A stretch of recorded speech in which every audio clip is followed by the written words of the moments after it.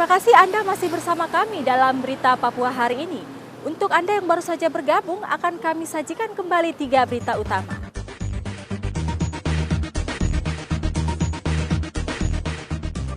...307 tenaga kesehatan di Papua positif COVID-19. Satgas minta nakes disiplin dalam menerapkan protokol kesehatan saat bertugas. Seorang pasien positif COVID-19 di Merauke kabur dari rumah sakit. Penerbangan dibatasi, harga tomat di Pasar Wamanggu anjlok.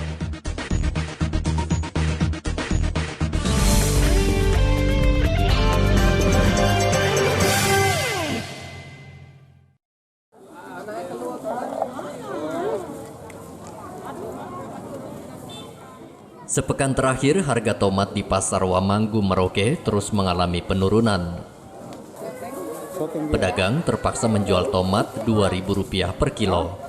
Padahal harga tomat 2 pekan lalu tembus Rp30.000 per kilo.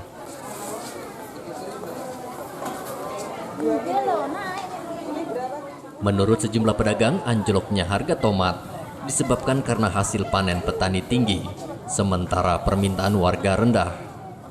Pedagang juga mengaku akibat pembatasan penerbangan keluar Merauke, tomat tidak dapat dikirim ke wilayah lain seperti Kabupaten Asmat dan Mapi. Tomatnya kalau beli dari petani berapa belinya? Tomat dari petani 2.000. 2.000 ya? Iya, 2.000. Sekarang kalau dijual di sini berapa? 5.000 ecer. 5.000 ecer ya? 3.000. Oh gitu. Kadang 3.000. Dari harga berapa tadi itu? Ya. Ya harga 30-an itu, dari harga 30? Iya, kemarin kan 20, 30. Oh gitu. Itu kenapa bisa murah gitu ya? Ya, karena stok banyak mungkin lagi melimpah di Merauke. Oh lagi melimpah ya. Ini kira-kira masih akan turun lagi enggak? Enggak lah. Sekarang dijual berapa? 3.000 1 kilo. Oh gitu. Kalau dijual di sana di lahannya berapa biasanya? Ya kita biasa aja bawa sendiri ke pasar. Oh gitu. Oh, kalau umpama beli di lahan sana berapa biasanya kalau penjual? Kalau ambilnya banyak ya 2.000 bisa. 2.000 ya? Ya. Kenapa bisa begitu mas? Ya mungkin Lagi banjir ya? Lagi banyak? banjir yang tanam juga banyak, mungkin Oh, lagi gitu. musim corona juga. Jadi pengiriman kan Nggak ada ya? Oh jalan gitu. toh. Oh gitu. Biasanya dikirim ke mana memang? Biasanya ya ada yang Tanah Merah, ada yang ke Agat. Oh ini kan ke Tanah Merah kan jalannya lagi ditutup juga. Selain tomat, harga cabai keriting di Pasar Wamanggu juga turun. Biasanya cabai dijual dengan harga Rp50.000 per kilo, turun menjadi Rp30.000 per kilo. Muhammad Ridwan melaporkan dari Merauke, Papua.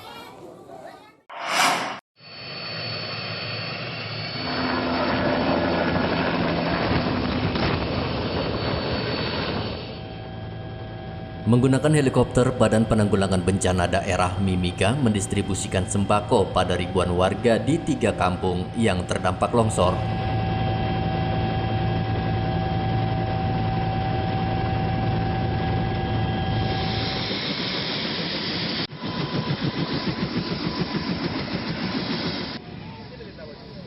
Ribuan warga yang ada di Kampung Baluni, Kampung Ainggogin, dan Kampung Jagamin berkumpul di lokasi pendaratan helikopter untuk menerima sembako. Sebelumnya, ribuan warga dilaporkan kesulitan mendapat pasokan bahan makanan karena sejak 3 Agustus lalu, jembatan yang menghubungkan distrik Tembagapura ke 3 kampung tersebut terputus karena longsor. Warga di 3 kampung masih membutuhkan bantuan seluruh pihak dan meminta pemerintah daerah Mimika secepatnya memperbaiki jembatan yang terputus akibat longsor. Igo Batmomolin melaporkan dari Mimika, Papua.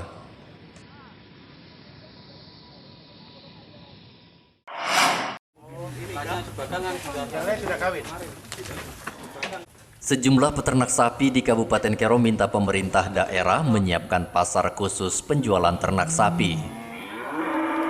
Selama ini peternak sapi di Kero menjual sapinya pada tengkulak, membuat harga ternak murah. Selain pasar khusus, peternak sapi yang berada di Kampung Viantre, Distrik Skamto, Kabupaten Kerom, juga berharap Dinas Peternakan membantu mesin pemotong pakan untuk seluruh peternak. Peternak mengaku hanya bisa menjual ternak sapi setiap hari raya kurban, sehingga pendapatan peternak tidak menentu. Misalnya peralatan, kedua pemasaran. Karena sekarang gini, kalau kita rawat sapi yang besar-besar, pemasarannya gimana? Yang kita pikirkan kan pemasaran. Karena apa? Kita ngeluarkan tenaga, biaya. Nah, itu kan kalau bisa kan ini tuh secepatnya gitu loh. Misalnya pemeliharaan lebih cepat, lebih menguntungkan. Nah, itu yang diharapkan oleh si peternak. Jadi kan masih kurang sekali sekarang. Kalau kayak begini kan masih pakai manual ya, Pak. Masih pakai sabit toh. Ada mesinnya ya? Ada mesinnya pecah, tinggal masukkan. Jadi keluarnya sudah halus-halus begitu, kayak dedak, kayak apa begitu, makanya enak dia. Ya itu semua pemerintah kadang-kadang kita juga sudah tolonglah perhatikan peternak inilah. Lebih kedepannya lebih bagus toh, juga begitu. Selain itu pencacar rumput apa lagi Pak yang? Ya masalah pakan, kadang-kadang kan kalau bisa jangan rumput gajah saja, cari terobosan yang lain lah. Rumput gajah yang kayak begini ya? Ini kan rumput gajah ini. Nanti kan ada penyerahan bibit ini, nanti kita mau lihat model apa gitu loh, kita mau lihat juga. Mungkin lebih bagus bibit dari pakannya ini. Ya? Iya pakannya. Bibit pakannya. Nah, mungkin lebih bagus dari ini ya, kita pakai itu lagi kan begitu tuh. Soalnya kan sapi ini kan tergantung dari pakannya. Pakannya juga. Kalau kayak di Jawa tuh orang pelihara 3 bulan, 2 bulan udah jual kan begitu. Kalau di sini? Di sini kita sampai lama-lama soalnya kan masalah pakannya. Bisa sampai setahun? Bisa. Sementara itu Bupati Kerom Muhammad Markum mengatakan untuk pasar ternak sudah dibangun Pemda, namun belum dimaksimalkan. Sementara soal pakan sapi, Pemda akan menganggarkan pakan sapi pada tahun depan. Kami terus-menerus, jadi untuk pasar hewan dan pemotongan hewan sebenarnya untuk kita itu di pasar Afijan. Itu untuk pemotongannya juga sudah dibangun secara baik, tinggal belum maksimalnya kita manfaatkan. Dan beberapa nanti tentunya dari peternak-peternak ini untuk meminta cacah rumput pakan-pakan ini bersama-sama dengan DPR nanti dianggarkan di tahun depan. Kalau tahun ini memang situasi pandemik tidak memungkinkan karena kita fokus di kesehatan. Berdalam lagi ketemu servik, ketemu OTS. Dinas Peternakan terus membantu peternak dalam meningkatkan populasi dan produktivitas ternak sapi, salah satunya melakukan kawin suntik atau inseminasi buatan. Kawin suntik sapi sebagai salah satu upaya penerapan teknologi tepat guna untuk meningkatkan populasi dan mutu genetik ternak sapi di Kabupaten Kerom, sehingga menghasilkan keturunan dari bibit pejantan yang unggul. Riantonai melaporkan dari Kabupaten Kerom, Papua.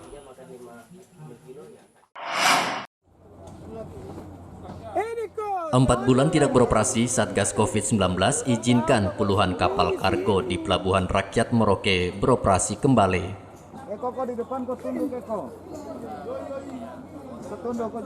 Dari hasil pemantauan, puluhan kapal kargo kembali mengangkut sembako dan bahan bangunan ke sejumlah distrik terpencil di Merauke.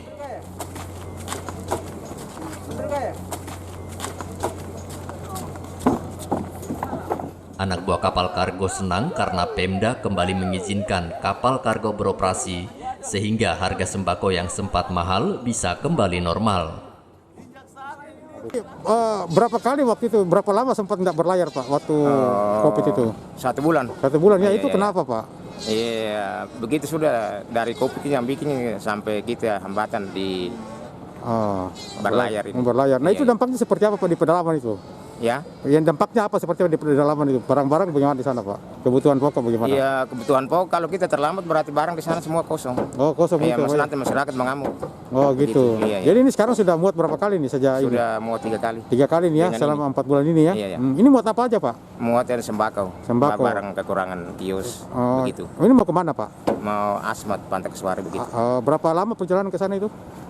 Sekitar 2 hari 2 malam. 2 hari 2 malam iya, ya. Kalau 1 bulannya biasa, kalau normal biasa berangkat berapa kali Pak? Kalau normal jelas ini 1 bulan 1 kali juga. Oh gitu. 4 bulan dilarang beroperasi membuat sejumlah harga sembako dan bahan bangunan di sejumlah distrik mahal. Cegah penyebaran COVID-19, Satgas juga menghimbau anak buah kapal menerapkan protokol kesehatan saat bekerja. Muhammad Ridwan melaporkan dari Merauke, Papua. Informasi tadi sekaligus menutup jumpa kita dalam Berita Papua hari ini. Saya Yuni Rumbarar dan tim redaksi yang bertugas mengucapkan terima kasih atas perhatian Anda. Selamat pagi dan sampai jumpa. Wanyanti.